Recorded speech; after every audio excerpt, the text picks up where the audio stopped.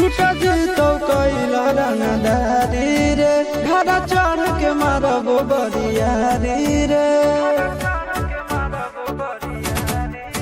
छूट जीतो कैला रंगदारी रे घर चढ़ के मारबो बरियारी रे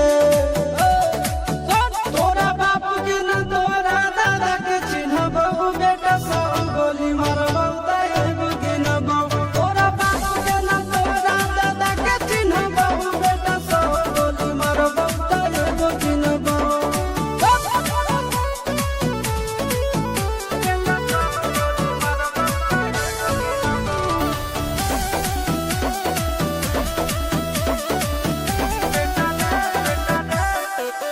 बेटा रे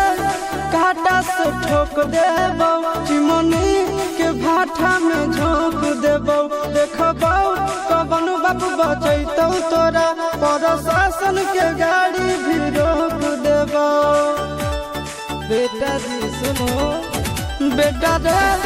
काटा से ठोक देबो चिमनी के भाठा में झोंक देबो देखबो कवन बाबू बचैतौ तोरा प्रशासन के गाड़ी भी रोक देबो तोरा जैसन के हम खड़े खड़े गिनबो बेटा सब गोली मारबो ताएगो गिनबो तोरा बाप के न तोरा दादा के चिन्हबो बेटा सब गोली मारबो ताएगो गिनबो